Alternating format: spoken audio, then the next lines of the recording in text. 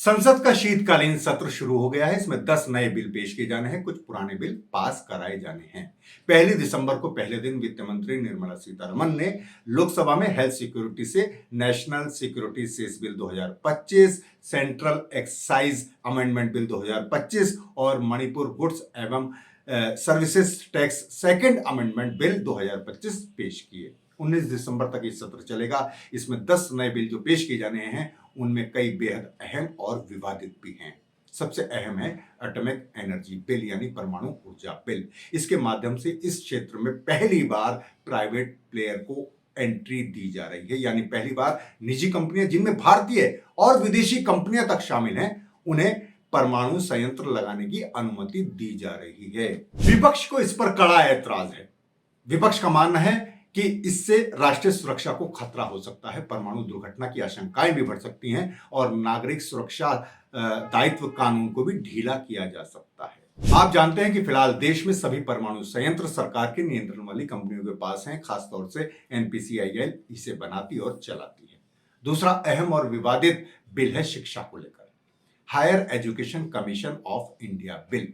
इसमें UGC, AICTE और NCTE जैसे अलग अलग रेगुलेटरी संस्थानों को खत्म करके एक राष्ट्रीय कमीशन बनाने की योजना है।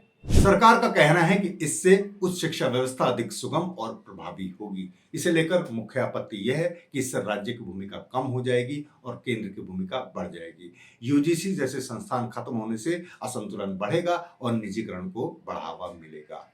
इसके अलावा तीसरा और अहम और विवादित बिल है संविधान का 131वां संशोधन बिल। इसके तहत चंडीगढ़ यूनियन टेरिटरी को संविधान के आर्टिकल 240 के दायरे में लाना है।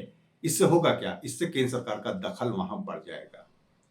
आपको मालूम है कि चंडीगढ़ पंजाब और हरियाणा की संयुक्त राजधानी है और पंजाब के राज्यपाल ही इसके प्रशासक होते हैं। लेकिन इस बिल के बाद, इस संशोधन के बाद केंद्र सरकार चंडीगढ़ में एक प्रशासक या उपराज्यपाल की नियुक्ति कर सकती है। इसे लेकर विवाद है और इसे पंजाब के खिलाफ माना जा रहा है ताकि चंडीगढ़ पर उसकी पकड़ ढीली हो सके।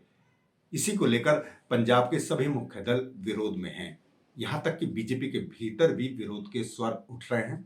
इसी के चलते पता चला है कि मोदी सरकार बैकफुट पर है और अभी संशय है कि ये बिल संसद में इस शीत सत्र में पेश किया जाएगा या नहीं। इस पर बहुत क्लियर नहीं है। खैर, संसद का शीत सत्र शुरू हो गया है और हंगामा भी शुरू हो गया है। विपक्ष एसआईआर जैसे मुद्दों पर चर्चा कराना चाहता है, लेकिन सरकार अपने बिल जल्दी जल्दी पास कराना चाहेगी। देखते हैं आगे आगे होता है क्या।